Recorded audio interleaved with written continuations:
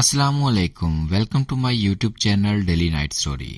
کیسے ہیں دوستو؟ امید کرتے ہیں آپ سب لوگ خیریت سے ہوں گے۔ دوستو، آج کی کہانی شروع کرنے سے پہلے آپ سے ریکویسٹ ہے، اگر آپ میرے چینل پر نئے ہیں تو پلیز چینل کو سبسکرائب کر لیں اور اس سٹوری کو سٹارٹ سے لے کے اینڈ تک ضرور سنا کریں۔ شادی کو 2 سال گزر گئے تھے۔ ساس سسر، نندے، دیور، جیٹھ، سب کھٹے میٹھے رشتے موجود تھے۔ ساس عقیلہ بیگم بہت دانا اور مدبر خاتون تھی۔ بڑے سبھاؤ سے گفتگو کرتی، سوچ سمجھ کر خرچ کرتی، اچھی نیت رکھتی تو کام بھی اچھے ہی ہوتے۔ باقی یہ کہ مزاج کا فرق تو ظاہر ہے، سگے بہن بھائیوں میں بھی ہوتا ہے۔ کھٹے کے ساتھ بیٹھا اور میٹھے کے ساتھ کھٹا ہو تو دل لگنے کا سامان بنا ہی رہتا ہے۔ زنیرہ کو جن باتوں میں اختلاف ہوتا وہ خاموش رہتی، اس لیے ان 2 سالوں میں راوی نے چین اور سکون کو غالب ہی لکھا۔ کبھی کبھار کزنز یا سہیلیوں کی سسرال کے حال سن کر تکابری جائزہ لیتی تو شکرانے کی نفل بھی ادا کر لیتی، نہ کر سکتی تو نیت ضرور کر لیتی۔ مگر سب جانتے ہیں زندگی جمود کا نہیں، روانی اور تسلسل کا نام ہے۔ پانی کے بہتے دھارے اپنے اندر بہت طوفان چھائے ہوئے ہیں۔ اس کی پرسکون زندگی میں بھی ہلچل مچ گئی۔ وہ خود نئی ماں بنی تھی، میکہ دور نہیں بہت دور تھا، لہٰذا بچی کو خود سنبھالنا پڑتا تھا۔ بچی بھی عجیب تھی، ذرا سی بچی ساری رات جگاتی اور دن میں بھی تگنی کا ناچ نچواتی۔ ماں کو فون پر رپورٹ دیتی تو وہ مخصوص لب و لہجہ میں تبصرہ کرتی، ہمارے تو 5 پلے پلائے عرض سے اترتے تھے۔ بچے ایسے ہی چلتے ہیں۔ ایک ہی بچی نے دن میں وہ تارے دکھا دیے، اوپر سے نند پردیس سے دیس میں تشریف لے آئیں۔ جم آؤ، نت آؤ، مگر اپنے گھر میں۔ میاں اپنا کام دھندا سمیٹ کر آنا چاہتا تھا، ساس سسر تھے نہیں۔ طے یہی پایا کہ جب تک میاں پاکستان واپس نہیں آتا اس کی نند اسما فہیم میکہ میں ہی رہے گی۔ اب تک تو تمام رشتے ایک دوسرے کا احساس کرنے والے ہی تھے، لیکن یہ اسما اپنے نام کی ایک تھی۔ 1 دن 2 دن 2 ہفتے گزر گئے، وہ ابھی بھی ماں کے گھر میں مہمان تھی۔ مہمان بھی اللہ معاف کرے ایسی کہ چمڑی ادھیڑ کر جوتا بنا کر پہنا دو پھر بھی راضی نہ ہو۔ ہر بات میں نقطہ اعتراض اٹھانا، اچھے بھلے کاموں میں نقص نکالنا، کھانوں پر اعتراض، اپنے اور اپنے بچوں کے لیے VIP پروٹوکول کی ہمہ وقت خواہش مند۔ ہر فرد اس کے آگے ہاتھ باندھے ہی جی حضور کی کیفیت میں کھڑا رہے۔ شاید چھوٹی ہونے کے ناطے زیادہ لاڑ پیار وصول کیا تو اب اس کی حقدار رہنا چاہتی تھی۔ زنیرہ کو اس پر بھی اعتراض نہ تھا، اعتراض تو اس بات پر تھا اس کے بچے طوفان بدتمیزی برپا کیے رکھتے۔ زنیرہ کی بچی کو کبھی ٹانگ سے کھینچتے، کبھی دودھ کی بوتل منہ سے نکال لیتے، مگر وہ بچوں کی طرف سے آنکھیں بند کیے رکھتی۔ زنیرہ کڑتی جلتی رہتی۔ اس جلنے کڑنے میں ایک حادثہ پیش آ گیا۔ اس کی تائی ساس کی بہن کا انتقال ہوا۔ زنیرہ کی ساس عقیلہ بیگم اور اس کے سسر دونوں تعزیت کے لے گئے۔ واپسی میں موٹر سائیکل سے اترتے ہوئے بے دہانی میں پاؤں ایسے برے طریقے سے مڑ گیا کہ اوندھے منہ گریں۔ اب ٹانگ تڑوا بیٹھی۔ ایمبولینس میں ہسپتال لے جایا گیا۔ ایکس-رے اور ٹیسٹوں سے پتہ چلا کہ سر کی چوٹ تو خطرناک نہیں، البتہ کولے کی ہڈی اور دوسرے گھٹنے کے قریب ٹانگ بری طرح ٹوٹ چکی ہے۔ ٹانگ کا آپریشن فی الحال نہیں کیا جا سکتا تھا، پلاسٹر چڑھایا گیا۔ تیسرے دن ہسپتال سے گھر آئیں مگر معذور محتاج ہو کر۔ ان کے حادثے کی خبر سن کر کیا اپنا اور کیا پرایا سب دوڑے چلے آئے، اور آنا بھی چاہیے تھا۔ عقیلہ آپا نے ہمیشہ دوسروں کے غم اور خوشیوں میں خوش دلی سے شرکت کی۔ شروع کے 2 ہفتے تو ایسے گزرے کہ صبح تہجد کے وقت ہی دروازے پر چیختی چنگھاڑتی گھنٹی سے آنے والوں کا آغاز ہوتا۔ کہاں پیر محل اور کہاں سوات کا نواحی قصبہ۔ کسی کی ٹرین رات 2 بجے پہنچتی اور کسی کو موٹر وے بند ملتی تو سفر 4 گھنٹے کا اضافی طے کرنا پڑتا۔ رات گئے تک آنے والوں کا تانتا بندھا رہتا۔ ہر کمرے ہر جگہ پر تیماردار پائے جاتے۔ بآواز بلند باتیں بھگاری جا رہی تھی۔ ملکی غیر ملکی حالات پر گرما گرم بحث ہو رہی ہے۔ چائے کے دور چل رہے ہیں۔ کوئی ڈرائی فروٹ سے شغل فرما رہا ہے، کسی کو ادرک کا قہوہ چاہیے۔ آب و ہوا بدلنے سے پیٹ میں درد ہو رہا ہے۔ کسی کو چکن سے نفرت تھی، کسی کو بھنڈی کریلوں سے بواسیر ہوتی تھی۔ ان کے لیے متبادل کیا بنایا جائے؟ صبح و شام دودھ کی 10-10 لیٹر کی بوتلیں آ رہی تھیں۔ جتنا پکایا جاتا منٹوں میں ختم، ہر دوسرے گھنٹے میں 4-6 تیماردار مزید آ جاتے۔ کہنے کو جوان نند معاون کے طور پر موجود تھی، دیورانی جیٹھانی بھی کئی گھنٹے کی ڈیوٹی دینے کے لیے موجود ہوتی، مگر نند نے تو میاں کی بیرون ملک ملازمت ختم ہونے اور بے روزگار ہونے کی وجہ سے مقامی اسکول میں ملازمت کر لی تھی۔ 2-4 دن کی چھٹی لینے کے بعد اس کے پاس معقول بہانہ موجود تھا کہ نئی نوکری ہے، اس سے زیادہ چھٹی مل نہیں سکتی۔ ویسے بھی نوکری نخرے سے کرتی، الٹا جب اسکول سے واپس آتی تو جوتوں سے پاؤں نکال کر سامنے رکھی میز پر ٹکا دیتی کہ کوئی آ کر دبائے۔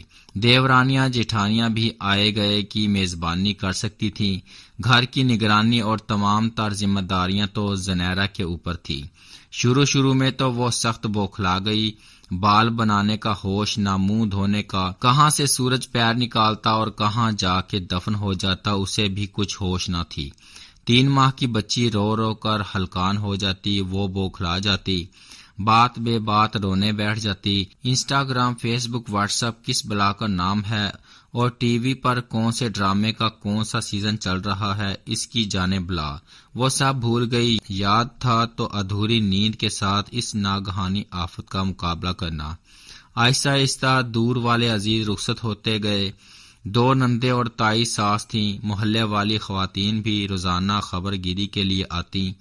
نندوں کی سسرال دیورانی جیٹھانی کا میکا بھی گاہے بگاہے تیمارداری کے لیے موجود ہوتا۔ اپنے میکے والوں کو اس نے ابھی آنے کا سگنل نہیں دیا تھا۔ عقیلہ بیگم کی سرجری ہو چکی تھی، سر کا زخم کچھ خراب ہوا تو وہاں بھی 3 ٹانکے لگانا پڑے، لیکن ابھی صحت کی طرف کا سفر بہت آہستہ تھا۔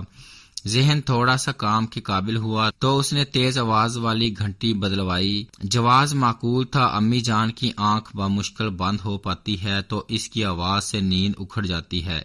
پھر اس نے اپنے میکے والوں کو آنے کا گرین سگنل دیا۔ اس کا حلیہ دیکھ کر اس کی بہن اور امی چپ کی چپ رہ گئی۔ سانولی رنگت، روکھے بال، امی کے کندھوں سے سر ٹکا کر وہ بے آواز روئی اور خوب روئی۔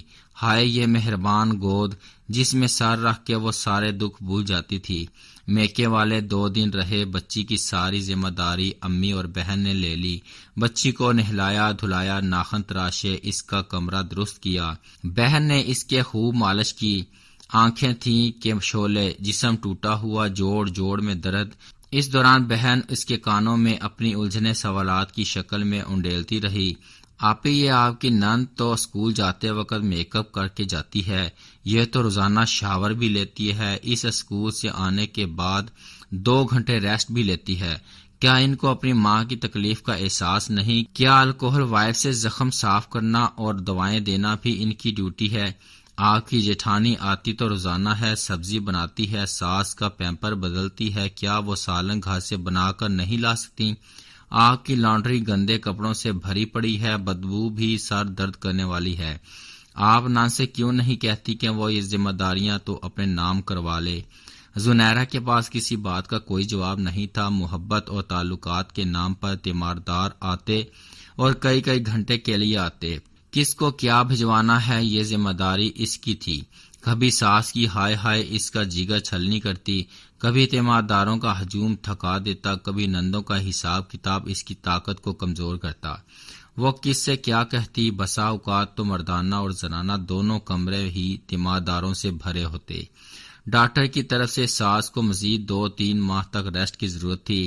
ان 2 ماہ میں 60 دن اور ان 60 دنوں میں 820 گھنٹے ہوتے ہیں۔ اس کے لیے تو اب ایک پل بھی مشکل تھا، اسے سخت بیزاری محسوس ہو رہی تھی۔ یہ کیسا نظام ہے؟ بیمار تو مزے سے بستر پر ہے، تیماردار بھی مزے سے مفت میں آؤٹنگ کی آؤٹنگ، اور کنڈا ہوگا بھگتنے والوں کا۔ حالات نے اس کی نرم مزاجی کو سختی میں بدل دیا تھا، وہ ہر وقت جھنجھلائی رہتی، کاش وہ سکون سے سو سکے۔ آنکھیں کھولے تو ساس پہلے کی طرح چل پھر رہی ہوں، صبح و شام کی روٹین پہلے جیسی ہو۔ اب تو اس کا سارا وجود پھوڑے کی طرح دکھنے لگا تھا۔ جب امی لوگ واپس جا رہے تھے تو پھوڑا پھوٹ گیا۔ اتنے گئے گزرے دنوں کا دل و دماغ میں جمع شدہ مواد بہہ نکلا۔ امی لوگ کیوں دوسروں کا درد محسوس نہیں کرتے؟ سکی بیٹی اگر زخم دھو کر پٹی بھی کر دے تو لوگ کہتے ہیں اللہ ایسی بیٹیاں ہر کسی کو دے، اور بہو سارے کام کر کے ہلکان ہو جائے تو دل چھلنی کرنے والے فکرے سننے کو ملتے ہیں۔ کیوں؟ آخر کیوں؟ وہ دونوں ہاتھ منہ پر رکھے چیخوں کا گلا گھونٹ رہی تھی، آنسو بہہ بہہ کر ہاتھوں کی پشت سے پھسل کر زمین میں جذب ہو رہے تھے۔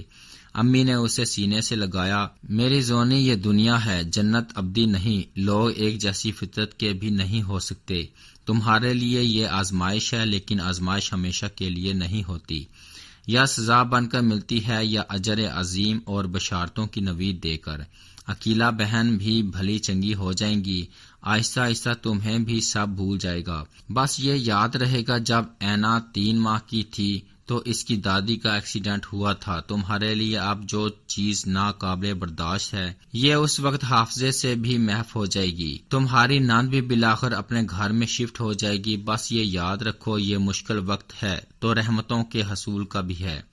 بیمار کی دلجوئی کے لیے آنا تو سنت ہے، لیکن تیمارداروں کی سنتیں بھول جاتے ہیں۔ کتنی دیر بیٹھنا ہے، کیا دعا دیتا ہے، کس قسم کی گفتگو کرنی ہے، سب تو سرکار دو جہان نے بتا دیا ہے، ہم بھول گئے ہیں۔ لیکن یاد رکھو بیمار کے بہت سے گناہ اور خطائیں ایسی ہوتی ہیں جو بیماری میں صبر کے ذریعے معاف ہوتی ہیں، تو تیماردار کے بھی بہت سے گناہ اور بہت سی خطائیں ہیں جو نماز، روزے، حج، زکوٰۃ سے نہیں، صرف اور صرف تیمارداری کرنے سے معاف ہوتی ہیں۔ تب ہی تو حدیث مبارک میں 70,000 فرشتوں کی ان کے لیے دعائے مغفرت کی بشارت ہے۔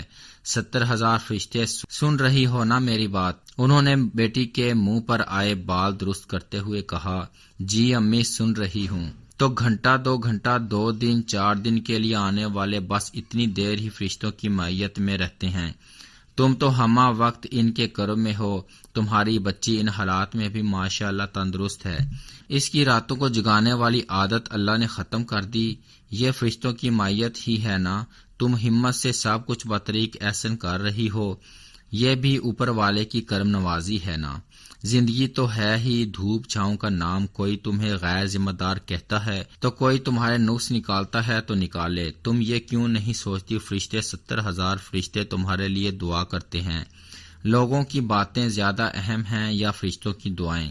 ہاں لیکن تم لوگوں کی عادت نہیں بدل سکتی، لیکن جب تم کسی بیمار کا حال پوچھنے جاؤ تو کوئی ایسی چیز ہمراہ لے جانا جو ان کی ضرورت ہو، یعنی دلیا یا سالن چاول پہلے سے بتا کر، ایسا نہ ہو 10 لوگ بیٹھے ہوں اور سب یہی لے آئیں، پھر جا کر ان کا حال احوال پوچھو، ان کے لیے دعا کرو، صحت مند ہونے کا تذکرہ کرو، نہ کہ ان کا جو ایسی ہی بیماری میں مبتلا رہ کر دنیا سے رخصت ہو گئے، پھر اجازت لے کر واپس آ جاؤ۔ تم نے کبھی یاد نہیں کیا کہ میں جب تم بچوں کو اپنے ساتھ لے کر جاتی تھی تو اکثر روزے سے ہوتی تھی تاکہ ان کو چائے پانی کی ٹینشن نہ ہو، اور بالغرض روزہ نہ بھی ہو تو کہو کہ کھا کر آئے ہیں، یہ نہیں کہ بے تکلفی سے بتا دو کہ ناشتہ بنا دو یا کھانا کھانا ہے۔ اور شاید تمہیں یہ بھی یاد ہو میں ہمیشہ ان کے ہاں کھچڑی دلیا گھر والوں کے لیے کوئی پکوان لے جایا کرتی تھی، اور وہ بھی ڈسپوزیبل برتن میں، تاکہ برتن خالی کرنے